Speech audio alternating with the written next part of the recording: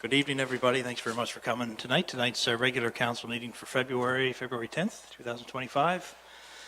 And welcome to everybody, council, staff, and everybody in the gallery. It's not a boat, it's a gallery. Yeah, I think that's on the agenda, yeah. Must be on my mind. We've had an agenda circulated. If everyone's had a chance to take a look at it, I'll ask if there's anything to add or adjust. Otherwise, a motion to approve. So move, Your Worship. Moved by Councillor Pence. Seconded. Seconded by Councillor Fortune. Thank you. Approval of minutes from our last meeting on January 13th. Also circulated. So move as written, Your Worship.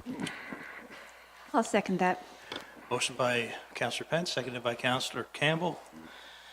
Thank you. Item 3 is business. Have we any business arising from the last meeting? From the minutes, I should say. I have nothing, Your Worship. Okay, hearing none, we'll move to item 4.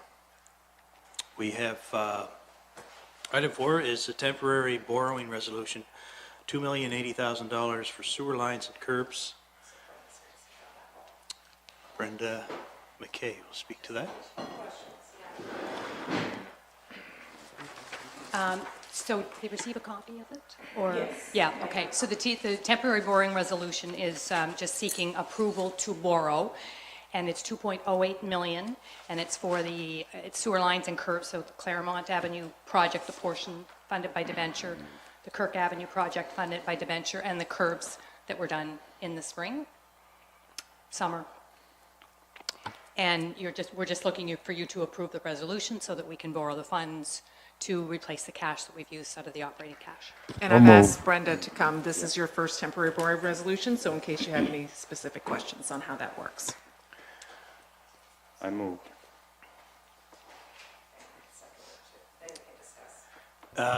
Okay, first is moved by Councillor Pence. Second. I'll second that motion. Second by Councillor Ice. Thank you. Okay, thanks for being here, Brenda. No questions? We do have some newbies with us for sure, myself included. So just to help appreciate the process. So this is capital funding, capital that we do the work and then we apply for the funding after we complete the work. Is that? That's correct. So it's 2 steps. One is this is the approval to borrow money, which you can do at whatever point in time you've determined you're going to do a project.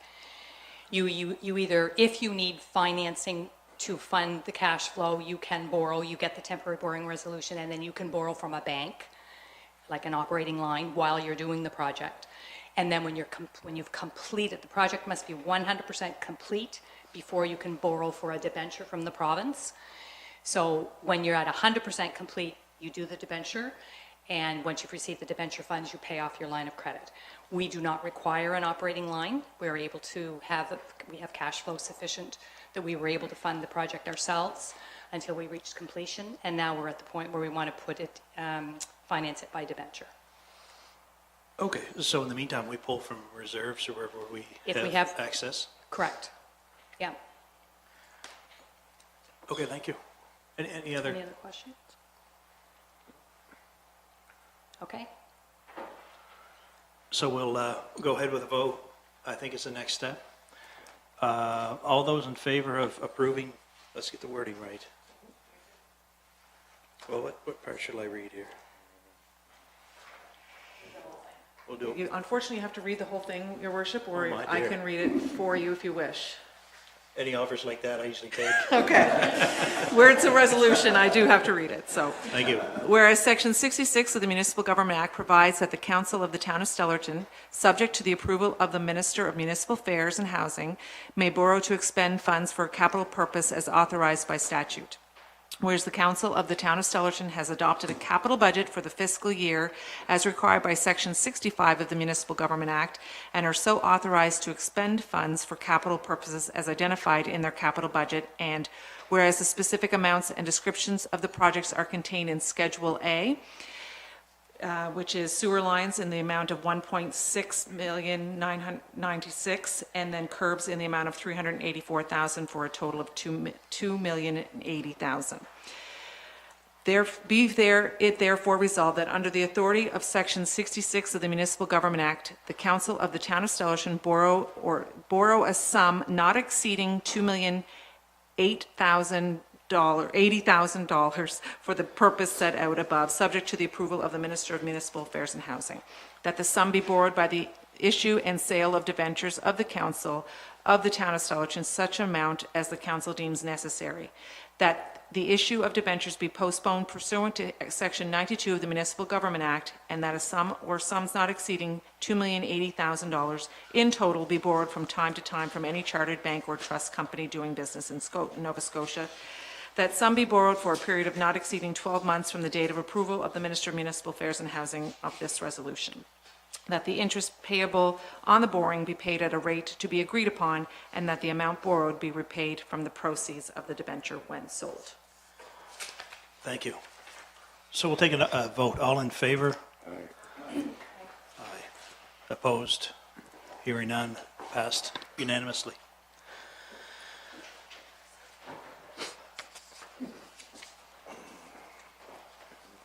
Thank you, Brenda.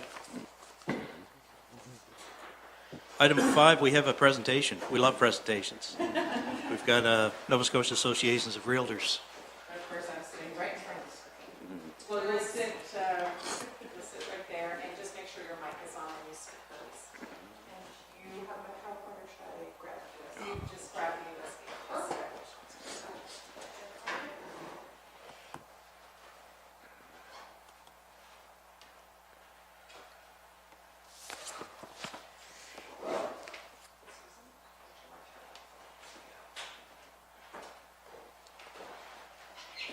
I'm sorry, this is Ms. Paige Hoveling.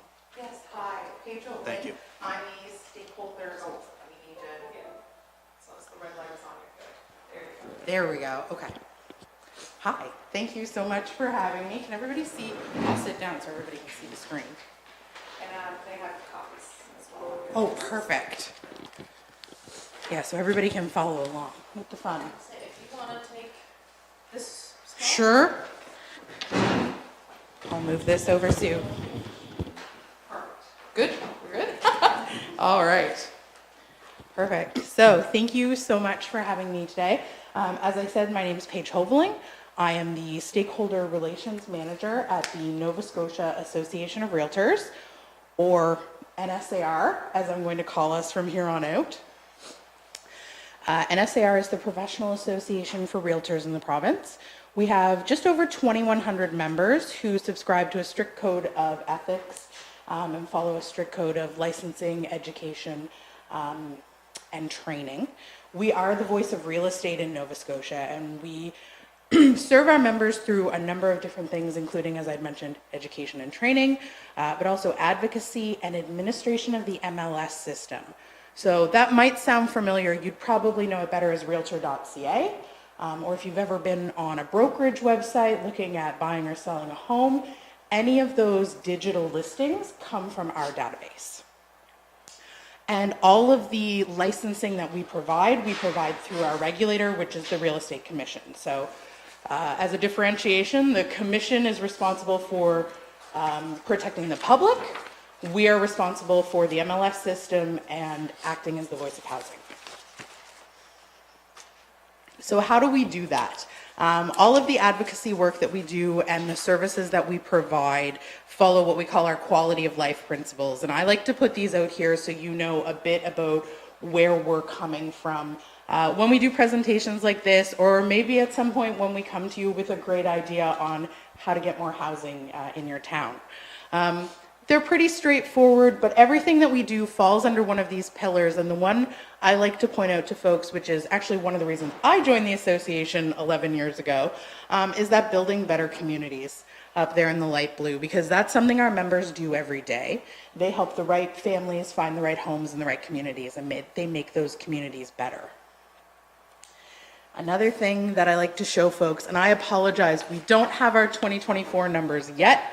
It's a little early in the year, so I'm still working with 2023, but this is the average spin-off spending for a home purchase in Nova Scotia. So a spin-off spend is any purchase related to a home sale. It does not include realtor commissions. We just don't include those in the numbers. They're variable.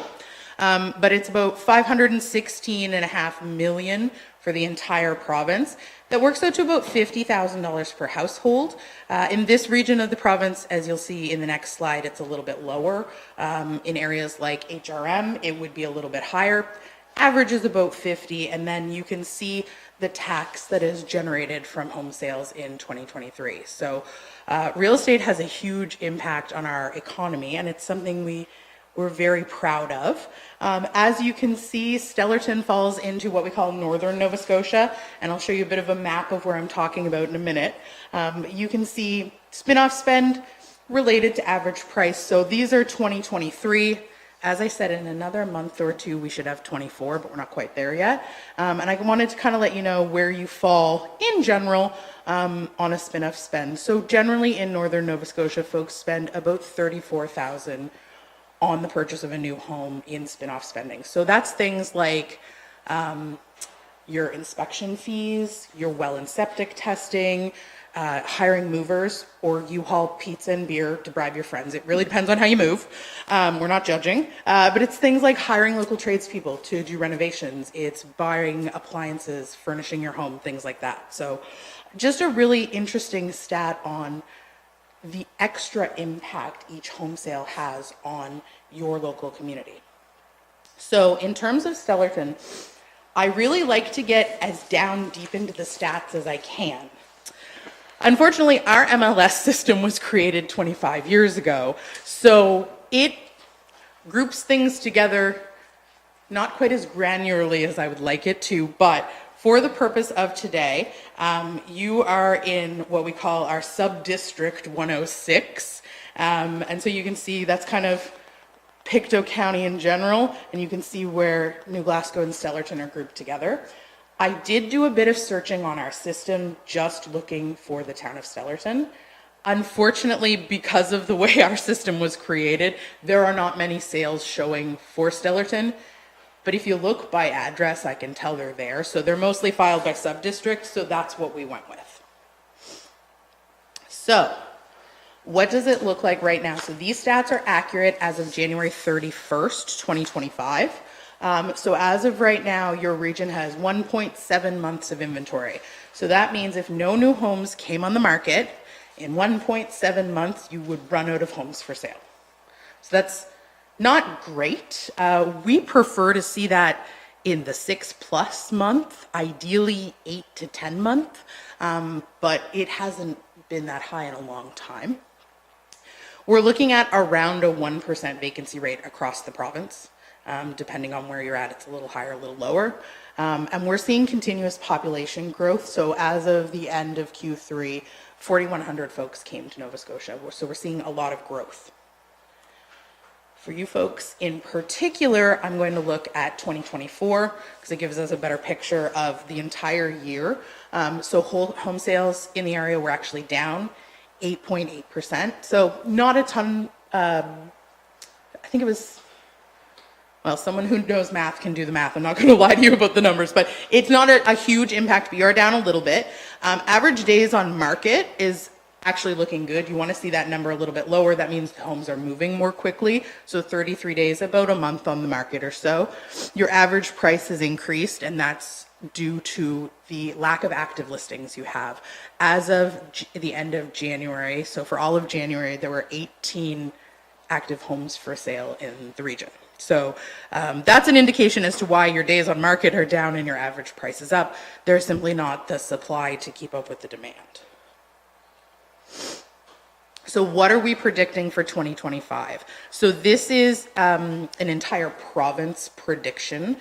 We don't have an economist at the association. We rely on our national economists, and this is what they've given me so far. I will have some more breakdowns by region later in the year, but they're doing it for the entire country, so it'll take a bit of time. Once I have those, I'm happy to forward them along. But in general, Nova Scotia is expected to see a slight increase, about 550-ish more units sold this year. Home prices are going to go up, not as dramatically as they have in the past, but we're still going to see them increasing. But we're moving into more of a balanced market territory. So a lot of people would look at it and say, are we a buyer's market or a seller's market? The sweet spot is that like 6 to 10, 6 to 11 months when you're in a really balanced market. This year is going to be a little more typical in real estate. We're not seeing the sky-high interest rates that we had seen. We're not seeing the demand that we had seen during the shutdowns and kind of right after COVID. So it's going to look like more of a normal market, be a more normal market cycle, which means it gets busy in the spring, it gets busy in the fall, summer's a little slower, winter's a little slower. We haven't seen that in 4 or 5 years. It's been consistently active in the market the entire season.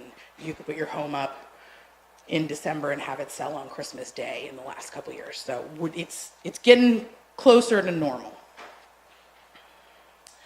And here's when I'm talking about that buyer's market, seller's market. So at the end of December, Nova Scotia was almost 5 months of inventory. So again, you're looking at that kind of 5 to 6 month to the 10, 11 month.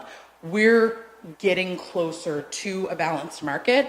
Locally, not so much. Overall, as a province, we are. And with more listings coming online, we're hoping in a more balanced territory, which is better for everybody, to be quite honest.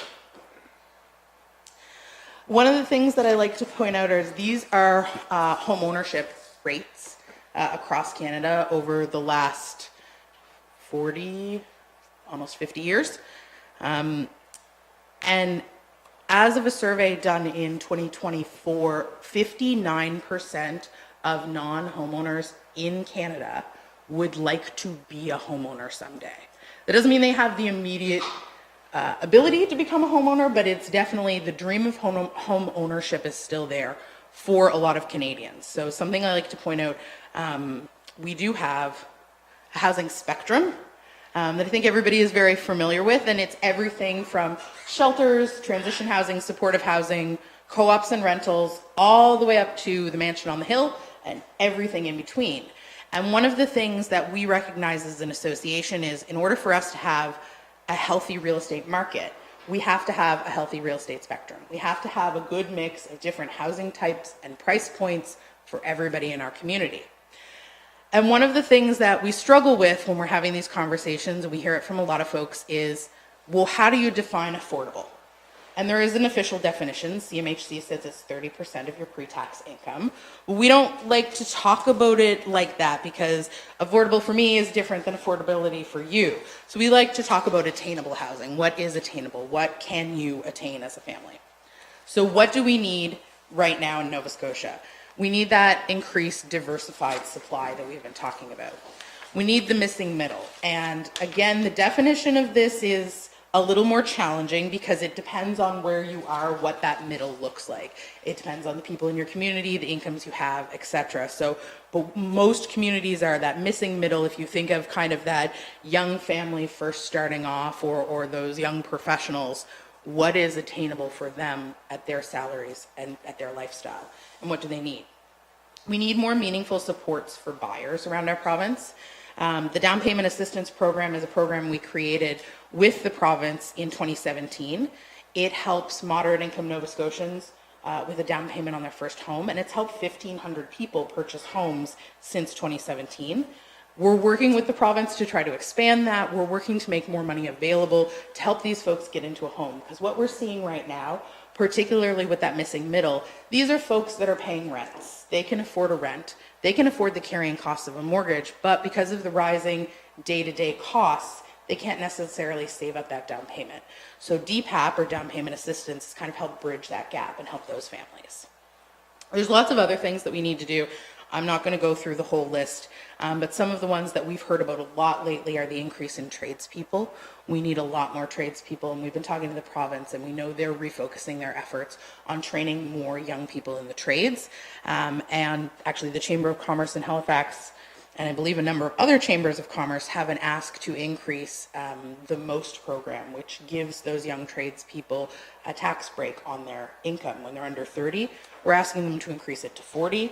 to help move that program along, get more people involved in the trades. And there are a lot of other ways that we can work on housing and attainable housing. These are some of the things that we have done as an association. In 2020, we spent 6 months talking to anyone in the province that would talk to us about housing. And we said, what's working in your community and what's not? Tell us, what do you need? And we took those conversations and we presented them to the Affordable Housing Committee. They said some of them are great. They said some of them are out of our purview because they're not related to rentals, which is fine. We continue to report on those. So we have a report from 2023-24. And then actually about 2.5, 3 weeks ago, we hosted the first ever Nova Scotia Housing Summit. We had over 125 people representing 60 housing organizations in a room in Halifax. And we spent the entire day talking about what we can do to improve housing and assigning projects and goalposts to people with a report back in 8 months. So we have our initial report coming in about a month, and I'm happy to forward that to you to say what we as a collective group of people discussed and what goals we're working towards. There's lots of other things that have been done from our organization for other organizations out there, from the province and the feds as well. These are just a few of the things that we've had our hand in. I talked about the down payment assistance program. We've helped the province align what a first-time buyer is, because the provincial definition and the federal definition were different. So you could only use one program or the other. You couldn't have use of all the resources available. We provide data and expertise to a number of organizations through data feed, as well as a number of councils, including Halifax and CBRM. We provide monthly stats on what's going on in their markets, so their council knows what's going on and their staff is aware of any changes in the market. And of course, we talk to councils like this and advocate for legislative reforms to make it easier to buy and sell houses.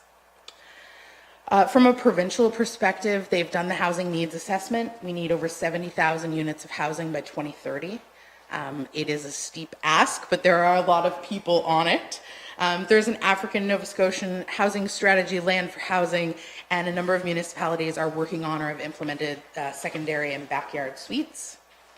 We also know that there's new student housing right here in town, more long-term care beds, public housing, and of course, there's no HST if you're doing a purpose-built rental, which is very helpful for increasing that rental stock.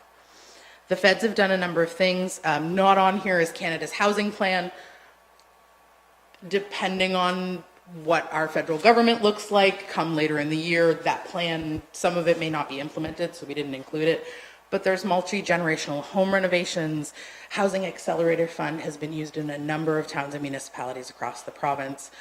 Co-op development, rent-to-own, and a number of other things that are happening in terms of increasing housing of all types and price points across the country. So with that, that is a kind of a brief market update for you. I am happy to answer any questions. As I said, we present monthly statistical reports, so if that's something that's of interest to you, we can definitely prepare one for you monthly and send it through to Susan to distribute to everybody. But if there's anything specific you're looking for or anything we can help you with, we're here to help. Thanks very much, Paige. You're welcome. It has a whole lot to do with what's going on in our community, right? And development ideas, whether it's under development or things we'd like to develop, it just has a lot to do with our economic and just state of social state these days. So it's helpful information. And I was actually going to ask you how accessible this information, or if we're used to having any sort of update. I don't know if we need it monthly, but a quarterly or semi-annual or something like that, I think would be helpful. We can definitely do that. We do have, we call it biannually, about every 6 months. We send out kind of a newsletter update to any of our stakeholders, any elected officials who want to be on a list, and it's not the stats are separate, but it's kind of an update of what's going on in housing in the province, and kind of like an FYI. So I can provide you, quarterly stats and add you folks to that if there's an interest in that, for sure. If council's good with that?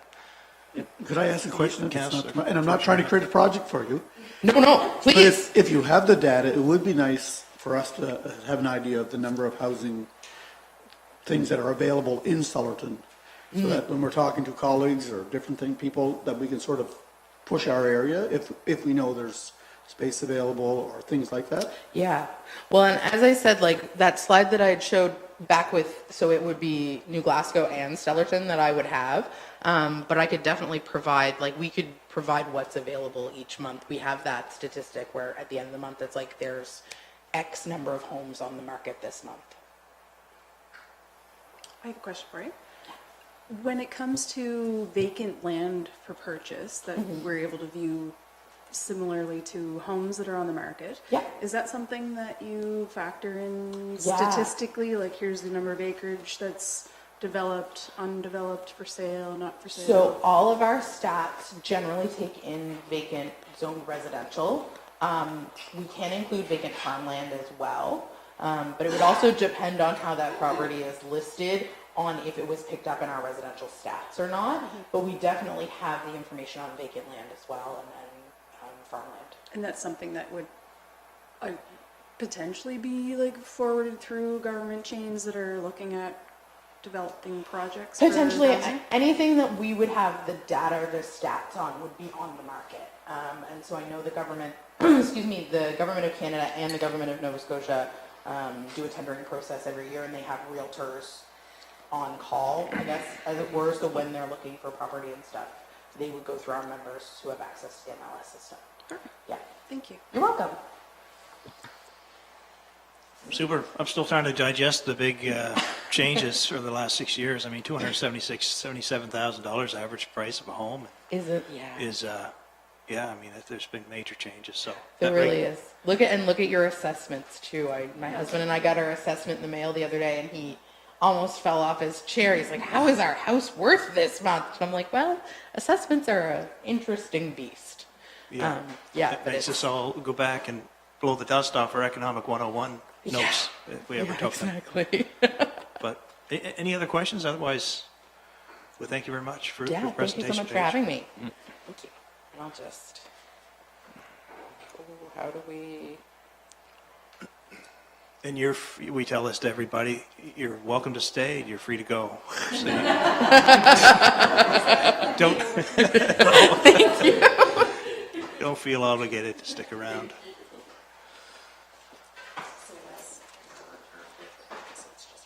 Okay.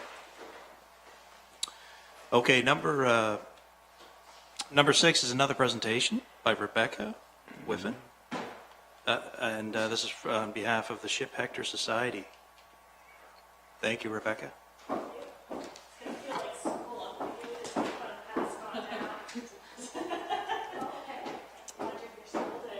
It's hard to shake that. Just make sure that that's. I was supposed to have Vernon West, and they both got the stomach flu. They're supposedly going around. Now, Susan pointed out to me it may be the Super Bowl flu, but I don't think so. We're gonna give them the benefit of the doubt and say no.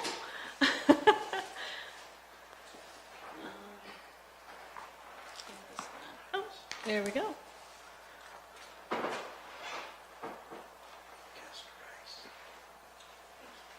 Oop. This happened to me last time. Thank you. Apparently I'm not very secure. Not even showing up on this screen. There we go. Thank you. So I apologize because I feel like I have my back to the side of the room, and John, I'm totally got my back to you. So I am with the Ship Hector Society. Oh, I can do that. Perfect. So the Ship Hector, as you know, is an attraction in Pictou, but the Hector landed in Pictou in September 15, 1773, with 171 immigrants on board. And although many of these immigrants settled in Pictou, they settled all over Pictou County, and a lot of these names are still around the county today. There's McDonald's, McLeod, Grants, and Frasers. And a lot of people can trace their family history back to the Hector and back to Pictou. And it is one of the more, although immigrant stories all along North America's coastline are common, it's uncommon to have one this well documented. We have a lot of information on the Hector, including passenger lists and where they went afterwards. For instance, McClellan's Brook is actually named after one of the Hector passengers. And there's just so much history there that is shared with all of us. So our commitment is to transform the Hector from a dockside attraction. This is a very dangerous game of I need my glasses and I don't. We're going to change it from a dockside attraction into a touring passenger vessel. And this is going to make it much more financially sustainable. Before, with the interpretive center, interpretive centers don't tend to make a lot of money. They have a hard time even breaking even. But when you put into something like a tall ship experience and you have fare-paying passengers, it becomes much more financially sustainable. We are also going to enhance the experiences. There's going to be sail training, so much like the Blue Nose, where people can sign up and they can go on board and they can learn how to sail a tall ship vessel. You'll be able to do that as well. 65% of our revenue is going to be from the ship itself once it is transformed into a fare-paying vessel. So there'll be corporate charters, you could have weddings, there'll be experiential learning, there could be chartered tours, there's all kinds of different things we can do with that boat once we have it in the water. 15% is going to come from a boat building school. So we're also actually going to build a boat building school on site. We're going to have many different workshops throughout the school year.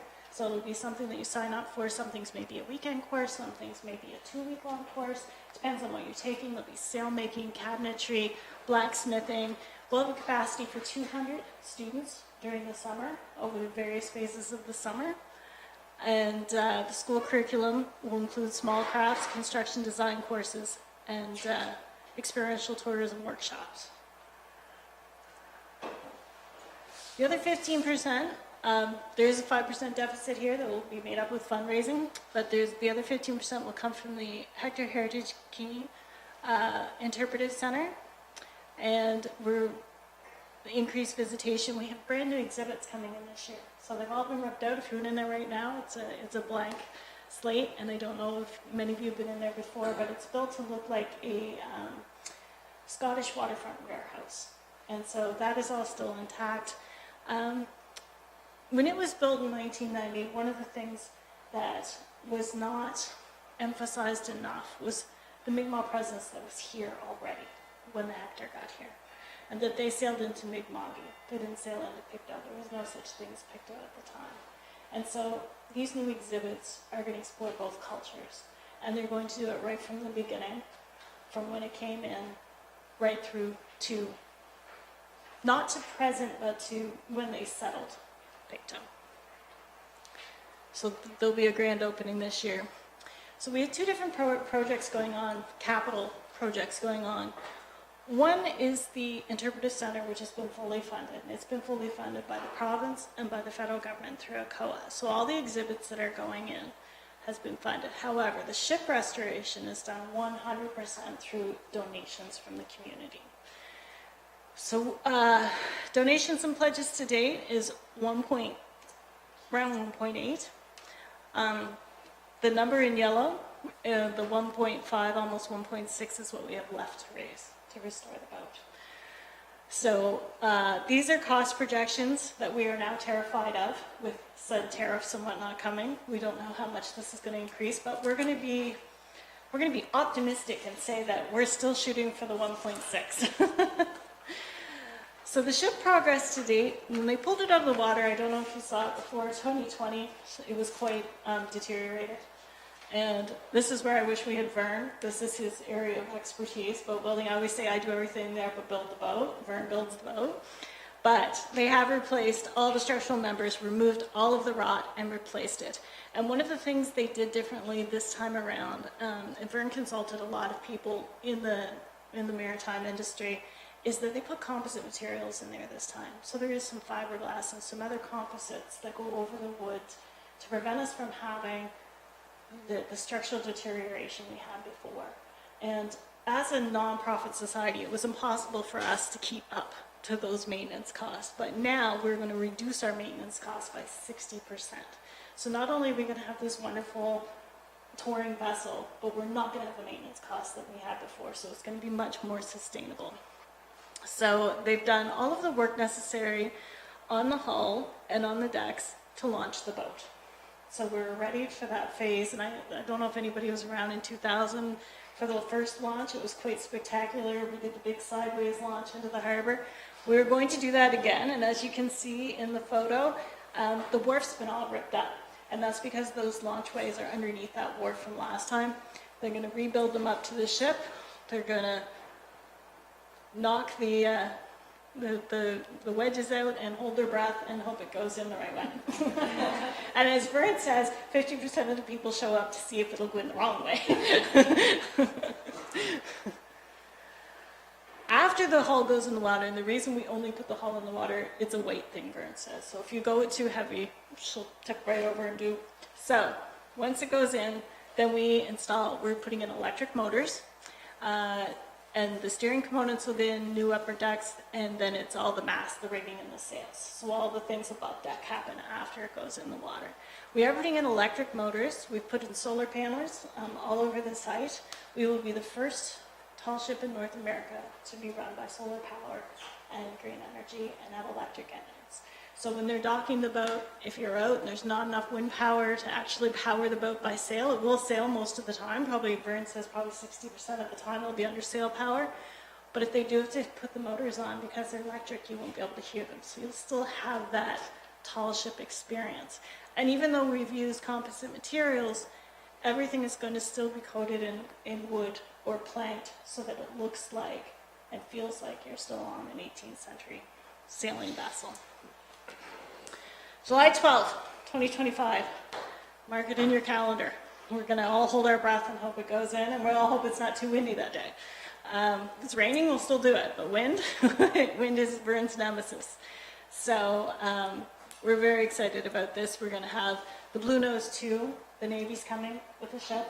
We're going to have some other ships there as well in the harbor. We have lots of activities planned over the course of that day. And it's going to be very exciting. There's going to be some mass pipe bands and all kinds of things. And we'll have your invitation shortly. One of the big things we're trying to do here is build a destination. And this is where we get into the economic spin-offs as well. We feel, we've done our preliminary numbers, that the first year that the boat is in the water doing tours, we're going to have 3,300 additional visitors to Pictou and Pictou County that first year. This number is expected to grow by 10% a year for the next 5 years after that.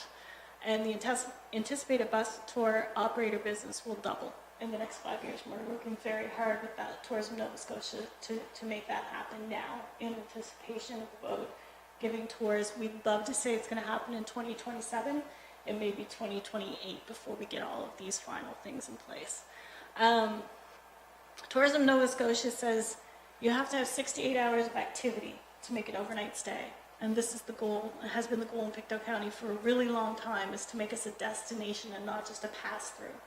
We're very much in this county a pass-through to PEI or to Cape Breton. I used to have a brewery in Lionsbrook, Uncle Leo's Brewery, and we had a little beer garden on the waterfront one year in 2018, and I used to do little questionnaires to guests, ask them where they were from, where they're going, just trying to be sly. We are the best one-night stand on the way to Cape Breton. Oh. So we want them to come here, though, and make this the destination, and we believe this, coupled with the other things to do in Pictou County. We have such great things. Right here we have the Museum of Industry in Stellarton. We have beautiful parks. We have the rivers. We have the beaches. We have so many great attractions. So now we just have to have that anchor attraction that brings them here so that they can stay and they have something to do. It's a very good pun, wasn't it? Tourism and visitation. Now, at the Key currently, these are last year's numbers, and for Tourism Nova Scotia, we had 93,000 visitors to Pictou annually. 25% of all visitors to Northumberland Shore, and that's from Antigonish to Amherst, end up in Pictou at some point during their stay. Pictou accounts for nearly half of all tourism in Pictou County. So all the tourists that come to Pictou County, half of them end up in Pictou at some point during their stay. So and our visitation really does draw, even compared to other attractions in Pictou, draws from quite far away. And this is hard to see on here, and it's on the handout I gave you, but 25% of our numbers at the key come from the United States. So, and a lot of them come in the fall, in that shoulder season. We get a large percentage from the British Isles, and the remainder comes from Ontario, Quebec, and Western Canada. So we're actually in that odd predicament where we actually get more people from away than we do local. And we are trying to change that with loyalty programs and some things that are going on. When the boat goes in the water, we're also going to have a residential rate. So that if you're from Pictou County, you're going to get a better rate to get on the boat. Sort of like they do in Florida for Disneyland. If you're a Florida resident, you get a discount going into Disney. Our projections. Right now, Pictou County currently has the second highest occupancy rate in the province. We believe we can boost this to 75% with the hectare going in the water. Now, this is accommodations. This is where Pictou really needs the help of its neighboring towns. We only have 100 rooms in Pictou for people to stay. So then they're going to flow over, and they're going to flow over to the Holiday Inn here in Stellarton. They're going to go to the Comfort Inn. They're going to go to the Travel Lodge.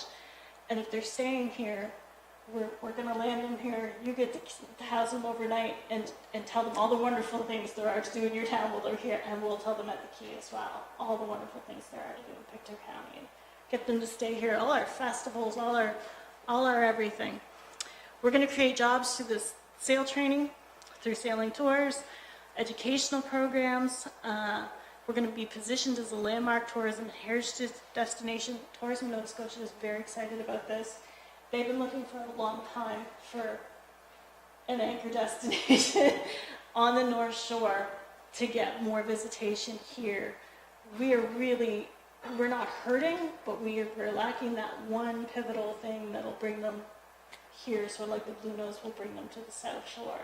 HRM does it themselves. They have their own things. Cabot Trail for Cape Breton, honestly. Everybody from the States that comes does the Cabot Trail almost. Increased visitation to Pictou County. Economic impact for Pictou County projected to increase by 28% within the first 5 years of full operation. So the first full year of operation, we're expecting the economic spin-offs. So this is people going to the restaurants, hotels, it's going to other attractions, to be over $800,000 in Pictou County in the first year, and by the 5th year, we're over 1.2 million. So we're really hoping we can have an impact on the whole county. So tonight I'm asking for municipal support. The town of Pictou and the municipality of Pictou County have shown their support, and they've been very supportive of us over the years. They have each given us $10,000 this year towards rebuilding the hectare. And I would love for Stellarton Town Council to consider matching that donation to help this become a reality for Pictou County. Support from the municipalities of Pictou County would signal confidence in this vision, and in the society's vision of what we will become in the next number of years. And if we have to go to the province to help finish this project or to get it started, because we can definitely, it's not capital funds we can raise, it's really hard to raise the startup costs. So we're going to have to start a business out of this as well. We're going to have to start the ship tours, we're going to start the boat building school, we're going to have to start all this, and this is where we may have to go to the province and say, would you give us a hand with this? And if we have all the support of all the municipalities in Pictou County saying, yes, we want this, and have shown that, then it may help us with our case to the province. So it would be greatly appreciated. So this is supposed to be a slide that shows our YouTube channel. It doesn't come up on any of these, I'm not sure why, but we do have a YouTube channel, and we have 10 episodes of Rebuilding the Hectare on there. And it shows the project and where it started from, where it's at right now. It's taking a little hiatus over the winter because obviously we don't do too much building during the winter, but we're working on a video for the launch as we speak, and then we'll hopefully have those back up and going in the spring. And I thank you for your time, and thank you for considering our request. And if anybody has any questions, please. Thank you very much, Rebecca. I had the pleasure to meet you when you presented to the wardens and mayors. This is a repeat for Yeah, Susan. that's okay. I'll echo, I'll reiterate, I commend you for your, just the group for the efforts. I mean, it's incredible what you've undertaken to not have, for local volunteers to be this far along and deep into it. That's a ton of work, right? And I appreciate that. And thanks for coming up and sharing that with us. I'll ask something, I guess, to kick it off. If there are other questions, that's great too. But the 1.8 million donated so far, that's since the year 2020? Yeah. And 1.6 to go. Is that what you need to get it in the water in July? No, we're ready to go in the water in July. This is what's ready to get it to do sailing tours. Okay. Yeah. so It's for ready us now, okay. To put the mast, the riggings, the engines. The engines are a big component. The engines alone, where they're specialized, they're built just for us, for this boat. It's a little bit of a different build, and they're electric, and they come from Germany. They're $500,000 alone. So that's a big part of it. But we have to have certain requirements, of course, by Transport Canada to even take people out. And one of these engines, of course, have the life-saving requirements that are going to have to go into it. So we need a ton of life jackets and lifeboats. And Vern said he can hide everything but the lifeboats. We're going to have to see the lifeboats. But he's got compartments for everything else. So, Yeah. It is a remarkable story. And it's, we hope we get to keep telling. We've got a rich history. If we don't tie it together and share it, it'll get covered over and perhaps forgotten. Anybody else? Any questions? I don't have a question, but I just want to point out, thank you again for taking the time to give this presentation.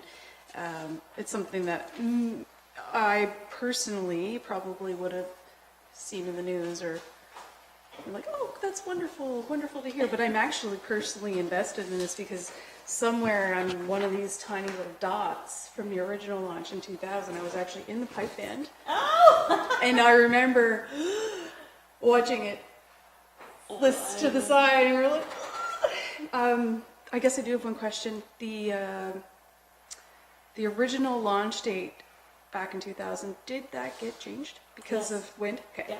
Okay. Got So bumped back one day. it's been 25 years, but it's still working in You've there got a a little good bit. memory, and we did put it on a Saturday this year, so that if that happens, we can go on the Sunday. Yeah. So that's still the Yeah. plan. But That was definitely a highlight of my youth.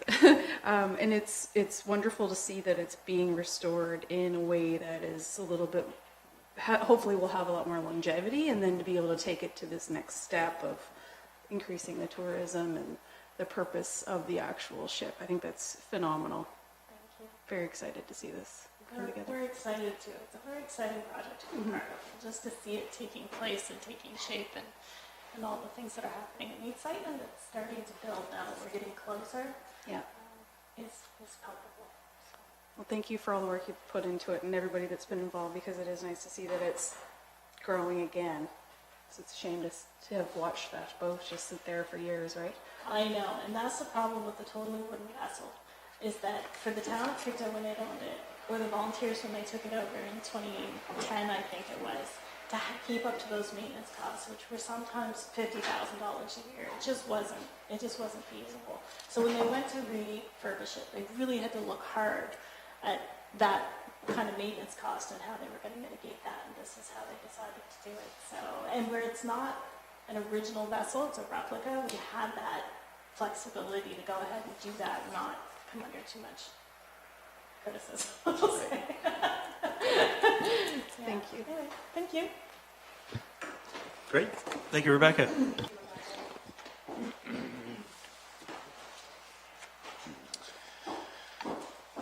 Okay, item number 7, we're on reports from staff, beginning with our Stellarton Police Services report by Chief Mark Hobeck. Yes, I'll present on his behalf. For the month of January, the Stellarton Police Service received 209 calls. They did 9.5 hours of foot and bike patrol. Well, not much bike, I guess, at this time of year. 122 hours of traffic enforcement. That is up due to the parking bylaw for the parking ban for the winter, and community relations of 11.5 hours. Some of the notable events that they did, Chief Hobeck and Sergeant Irving attended G.R. Saunders to read to the grade 1 students for Literacy Week. Sergeant Morrell attended G.R. Saunders to spend an hour with a grade 5 student during the 1 hour lunch period. So lots of community policing happening. Okay, thank you. J.L. Higdon. Anybody have any questions? I'll move the report as written, Your Worship. Okay, thank you, Councillor Pence. I'll second that. Thank you, Councillor Campbell. This is when I should ask if there are any discussion points, any questions need to raise. Hearing none, we'll move to the next. Yep. Fire Chief Michael Sullivan, Fire Department.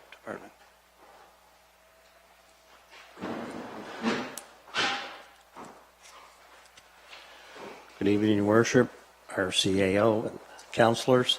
Stellarton Fire Department had 13 calls during the month of January. In your report, you have the breakdown for that.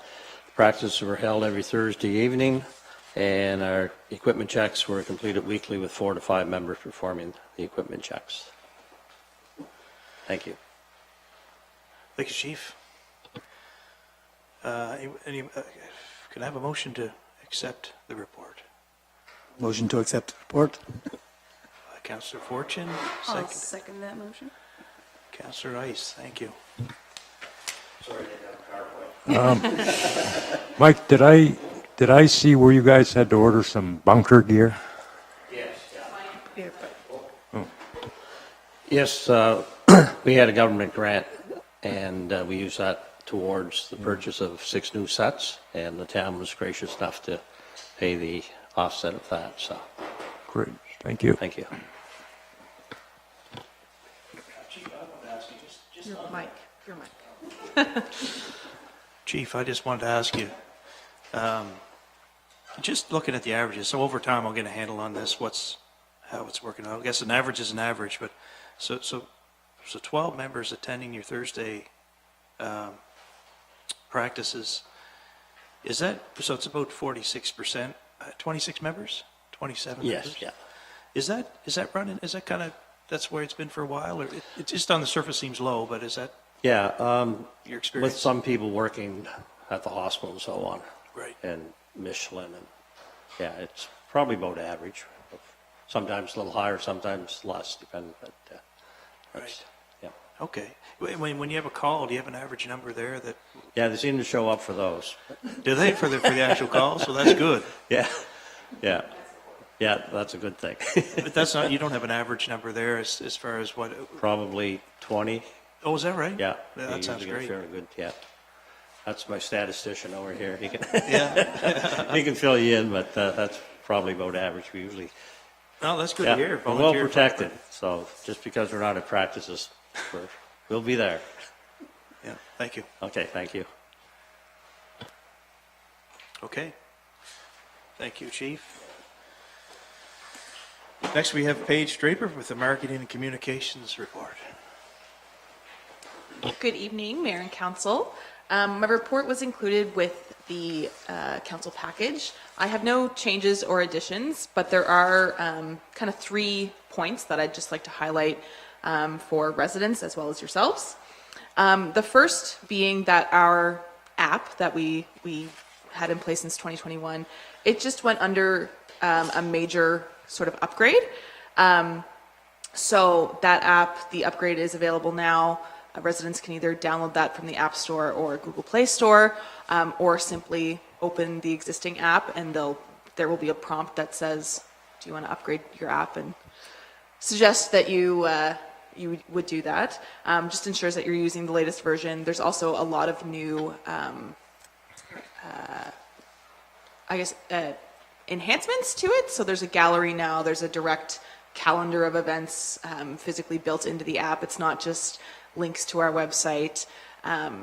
So it's pretty neat. I've been having fun kind of exploring what that looks like. And yeah, so it still provides the same updates and notifications that residents were used to with their old system, but this just has a new look, a new feel, and some added perks there. I also wanted to note that Volunteer of the Year nominations are now open. So that's for the Francis Bud McKay Volunteer of the Year that we select each year. Nominees can be submitted now through March 19th. There's hard copies available downstairs at the admin office. It's available online as well. I've also mailed out hard copies to the large list of community groups that I have locally. But if there's anyone you know that should be sent one, I can certainly do that as well.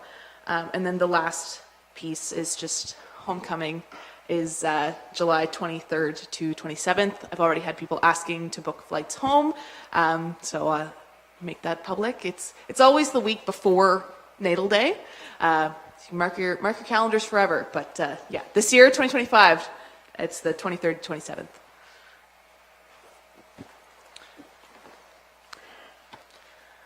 Paige, I was at the homecoming meeting this afternoon, and one thing you brought up that maybe you should bring it up now is the fact that we're looking for volunteers to help us. And I think this would be a great time if anybody out there is listening or watching, and if they want to volunteer, they would get a hold of you, Paige? Yes, absolutely. And that's kind of general volunteers for the town specifically hosts, I think, 8 of the 30-odd events. So it could be anything from helping us with garbage to setting up to handing kids trophies at the street parade. So if there's anyone who is available or just wants to be a part of it, I'm here. My contact information is readily available. On the app, on the website, downstairs. I'm easy to find. Great. Thanks, Paige, and good point, Councillor Pence. Could I get a motion to accept the report by Paige? Councillor So Pence. move, Your Worship. Okay. And seconded by I'll second that, Your Worship. Councillor Rice. Thank you. Oh, thanks very much, Paige. You're busy. Yeah. Okay.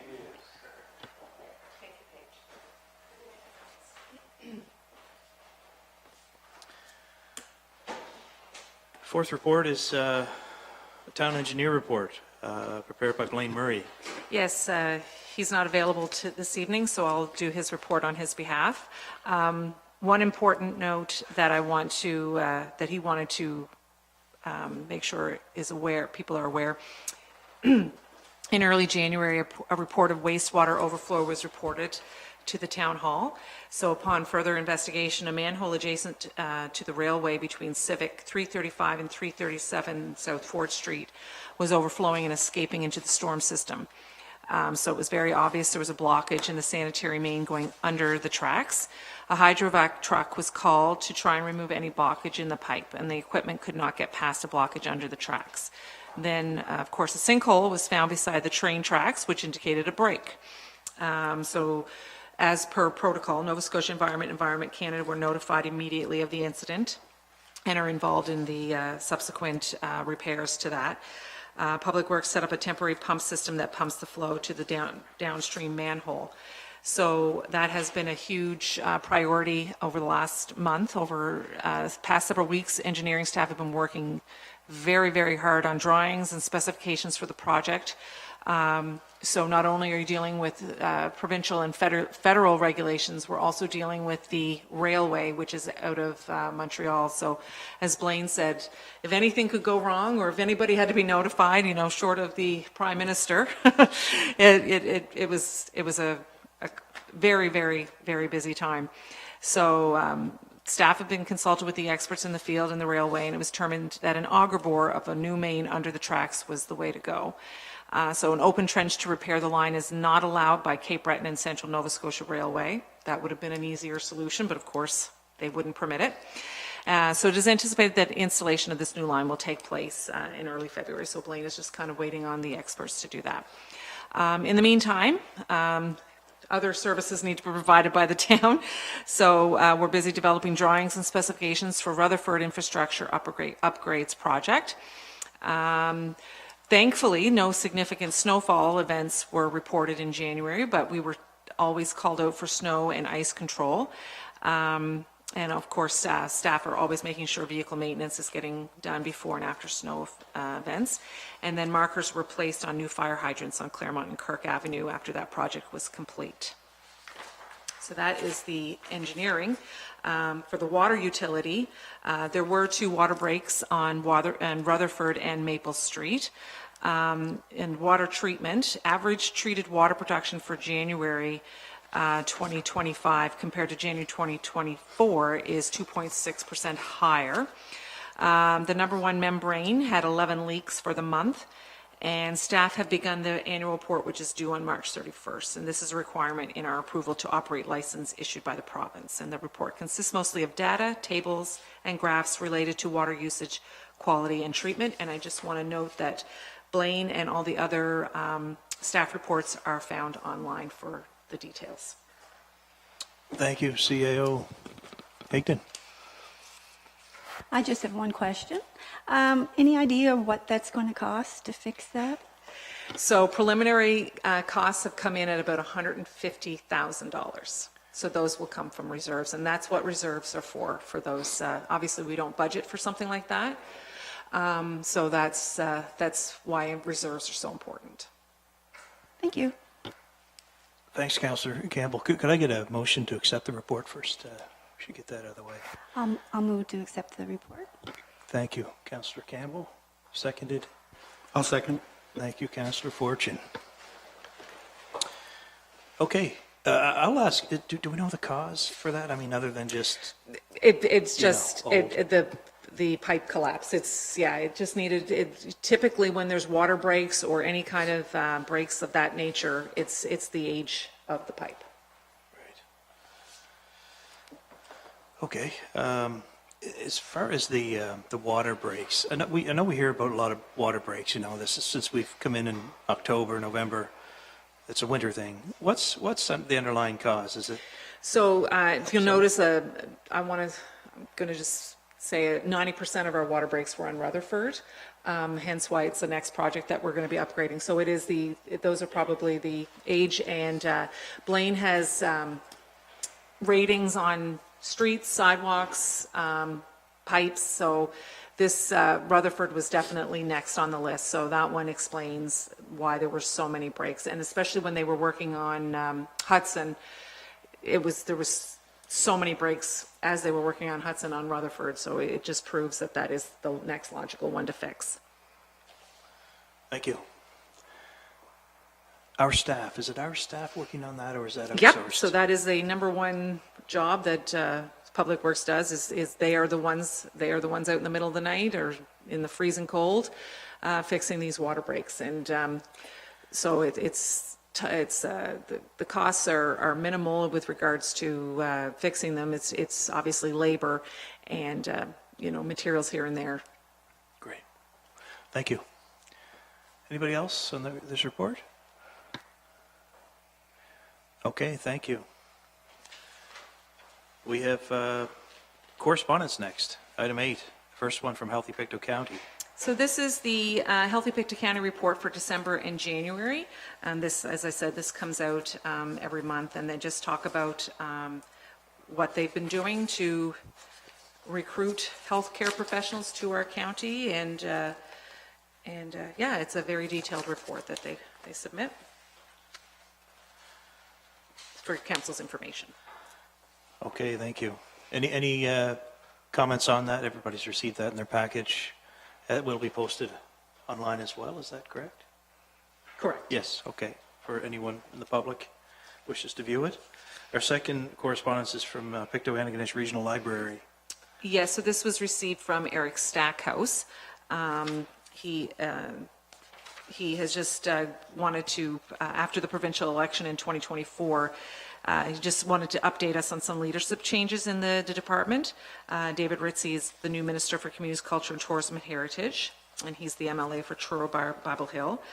Christopher Shore is a former Associate Deputy Minister for CCTH and is now the Deputy Minister. So, and he just wanted to do a recap of the library funding review, and as you know, municipalities pay for our libraries. The Library Funding Review Committee was formed in April 2024 to develop recommendations for a new library funding model for 2025 to 2030. The committee was comprised of representatives from library boards, choral, municipalities, and government who work collaboratively to develop recommendations based on evidence-based research and input and feedback from the committee members. Recommendations were submitted to government in September for review and consideration, and the work of the Library Funding Review Committee was critical to achieve this milestone. In November 2024, following the election call, government operated under the Caretaker Convention. This limited government activity to routine or urgent matters, and no new policies, projects, and programs could be finalized. As a result, work on the library funding review slowed. So now that the election is over, they are continuing to advance recommendations through the review and approval process. So that is just for council's information. Okay, thank you. So that has also been included in our packages and will be publicly posted as well. That brings us to number 9, Committee of the Whole report. The following recommendations are for council's consideration from the Committee of the Whole meeting that was held on January 27th, 2025. Recommendation number 1, Committee of the Whole, a recommendation of Committee of the Whole, Council approve 1/6 share of the request from Viola's Place for a study on creating a regional strategy to address housing and homelessness needs across Pictou County in the amount of $13,000 plus HST divided by the 6 municipalities. On recommendation number 2, Committee of the Whole approved the capital purchase by the Stellarton Fire Department for 6 sets of bunker gear in the amount of $29,294.99, including HST, dependent on the funding from the Emergency Provider Service funding in the amount of $20,000. Recommendation number 3, Council accept the tender received from SciTech for the GPS survey system in the amount of $22,190 plus HST, as that was the lowest tender received. Recommendation number 4, Council approved the proposal received from Veolia for the membrane replacement under water capital in the amount of $191,540,000 plus HST for fiscal 2025-2026. It requires pre-approval due to the delivery date of 30 to 45 weeks. And recommendation number 5, Council not participate in the bulky waste program with Pictou County Solid Waste for the amount of $1.25 per household plus tipping fees, which are unknown. Thank you. Now, do we do a vote for each? Yes, so no, well, that's up to you, but in this situation, I would recommend that all of them be approved at once, unless council wants to discuss them individually. Anybody opposed to putting these all together? We had discussed them at Committee of the Whole previously, and it was recommended unanimously, each of them. But so with having read each of them, if we're good to vote all together, I need a mover or seconder. we'll proceed with that. Okay, can I get a motion to move? Motion to move the recommendations from Committee of the Whole. Thank you, Councillor Ice. Seconded. Yeah, I'll second those. Councillor Fortune, thank you. All those in favor? Aye. Aye. Opposed? Passed unanimously, thank you. We have an update, item number 10, an update from Riverview Home Corporation by Councillor Ice. Thank you, Your Worship. I attended our most recent regular meeting of the Board of Directors for Riverview Home Corporation on January 23rd. We continue to discuss the implementation of the remedy report, which, if anyone's unfamiliar with that, it's the mandated deinstitutionalize of adult residential centers, such as our Riverview Home, the adult residential center that we have here in Riverton. The goal is to have that facility closed and all residents relocated into smaller, viable, and meaningful communities, like homes within communities embedded in regular population, just so they can have more autonomy and more decisions about their lives, and that's, of course, alongside their families. So the funding model has has been changed from the government. So we're moving forward in this transitional state while trying to maintain appropriate and sensitive transition for all of the residents, notably the ones with more medical needs. So what that looks like, as per the remedy report, on the surface, it's essentially 4 people per home at a maximum. Currently, there are 44 residents still at the adult residential center in Riverton and the on-site homes. And there are approximately 21 of those residents that have higher medical needs that we can't really justify the expense that comes with taking an existing home and retrofitting it to meet the medical needs of some of these higher medical need residents. So we've actually proceeded with the given direction to proceed with the tendering of construction of some medically appropriate housing for these higher medical need residents, and also entering into the negotiation for the purchase of 2 community-based homes, which has been what's been happening since we've implemented the remedy report and started moving these residents from the ARC. So it's been a really rewarding experience so far, and I'm happy to say that we are notably ahead of the curve, so to speak, when it comes to others that are in this situation throughout the province. Great, thank you very much, Councillor Ice. The work continues. I think any comments, questions, discussion around that? I don't think we have anything to approve. It's an update. If not, we'll move on to open forum. We might have a... You just have to come up and press the button, state your name and your address, please.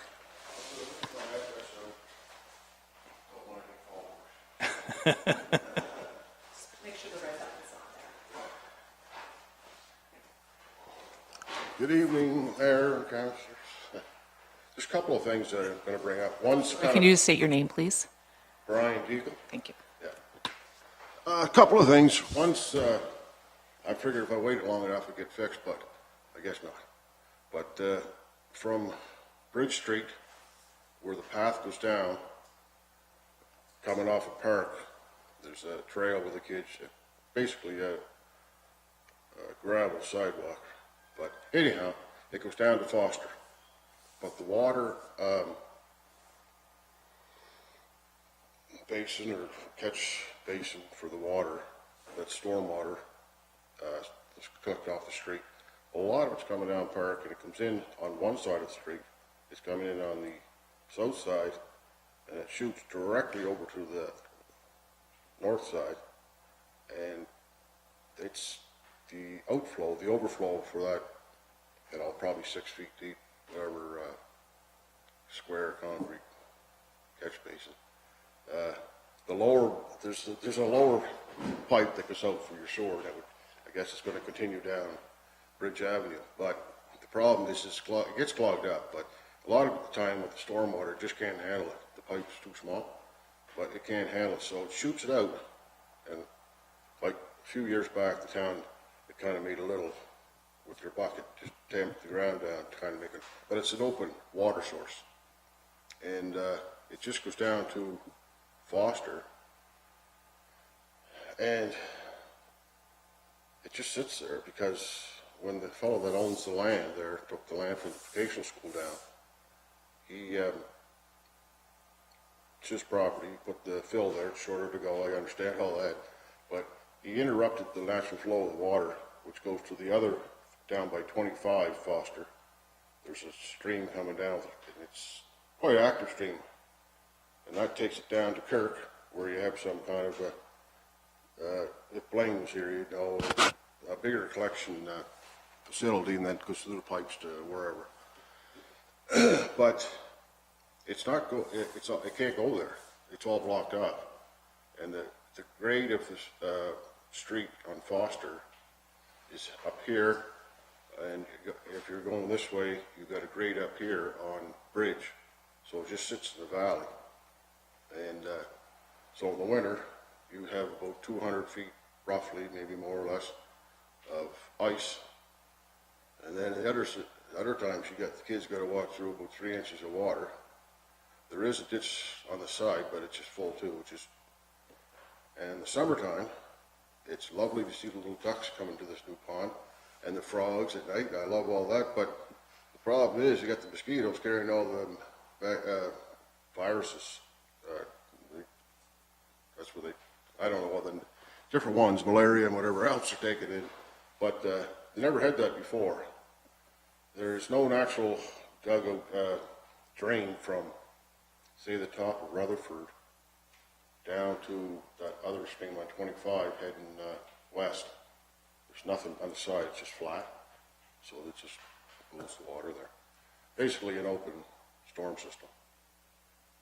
But at one time I did look, it was plugged up at Styx. So big I don't know how the hell to get in there, but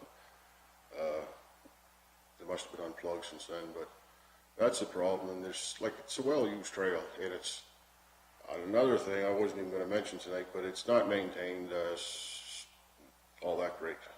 A few years back, I don't know, it was 5 or 7, they made it wide with nice crusher dust, I guess. Being about 8 feet wide. Now it's getting narrow, and it's all full of ruts from the wash, the water. So it's kind of dangerous when you're walking. You catch that rut and break an ankle. I'm getting old, so I use the trail too, but the kids use it. It's probably one of the most used sidewalks other than the main street. I'm just guessing, but it's well used anyway. That's just the one thing you could maybe put it in the budget for that. And if there was a pipe put in when you're doing Rutherford anyway, I know things are expensive, but maybe it's down the line, I don't know, but when they altered that natural waterway, that's just bring it to your attention anyway. And maybe you should go to Department of Environment, that one, but anyway, that's out there. It's on the record, so. The second one is, and I'm not coming here for sympathy or anything to that nature. I'm just putting it on the record. Like transparency is one thing to say, and it's another. It's only actions that make the word any good. And when you apply downstairs to the Stellarton Police Force for a FOIA pop, they call it, for Freedom of Information Act, and like I looked it up.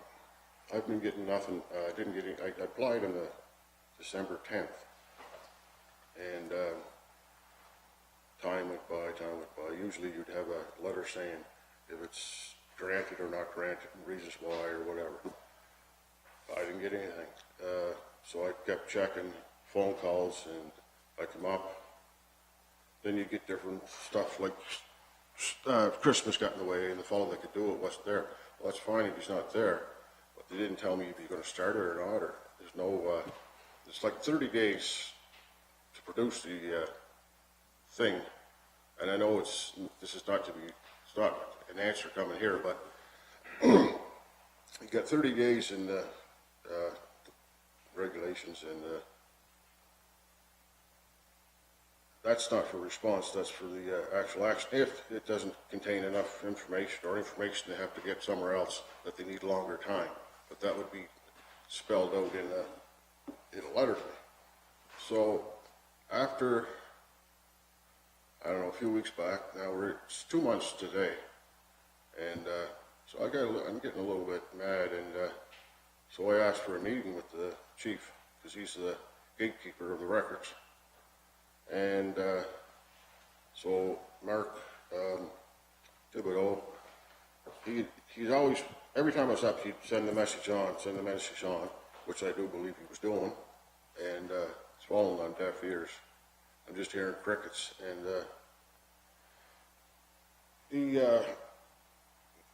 even when I called, that it came up maybe 10 days after I asked for a meeting, and my reply from Mark was he didn't even call you? No call, nothing. I realize you're busy and that's great, everything's going good, you're hunkering down doing your work, but in 60 days, you have to be able to find 2 minutes to make a phone call. And so there's conclusions that you can draw in your own mind to why you didn't call, or you can make a whole bunch of assumptions. I'm not going to bother getting into all that because I don't know. That's only he can answer that question. But I'm still waiting 6 months out. Now I'm going to be putting more foliage in, and it's not like if there's something that was it wasn't like anything against anything. It was just a general. So maybe training. Okay, regarding number one, I will definitely make sure that that's under budget deliberations, and I know that it is well known in the town and in the Public Works Department, that situation, so I'll get an update on that. Which one? Your situation on Bridge? Yeah. The first one you were talking to me about? Yes. Yeah. It's not a sidewalk, it's a path, right? Number two, I will bring that information to the commission, the police commission. That's who is, who manages the Stellarton Police Department, and I'll get an update back to you. Yeah, I thought this way would be less of a hassle than going through another way. But it's just a simple request. I don't know why you can't just do it. Or maybe he is going to do it. I don't know. But I didn't have a letter within the given time, so. I'll check with the chief on that. Under different things. So anyway, that's about it. You're all doing good, looks good. That's good, Brian. I was looking at the girl beside you. No. So anyways, I guess that's all I got to rant about. I'll be back. I don't want to be back, but that's the water. I'll take those both and find Yeah, out for the you. water I was waiting for 3 years for someone else to do it, but, and the other one, well, it just popped up, so. All right, I guess I'll stop talking. Thanks, Brian. Appreciate it. It's good to use the open forum. Appreciate it. Yes, just like to see more people here, but. Yeah. Don't tell all your friends. No, I'm kidding. Listen, I don't mind saying, I was on the other side of that not long ago, and I didn't appreciate it till I did it. But the rules are that we don't actually engage back and forth. You just get it off your chest. And appreciate it, you know that. You're further ahead than I was. But it's all good. It's all captured and looks like weight attraction. Thanks, Brian. Have a good night.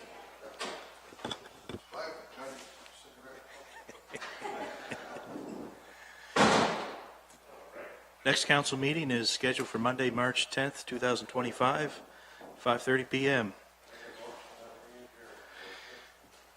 Councillor Pence, motion to adjourn. We are adjourned.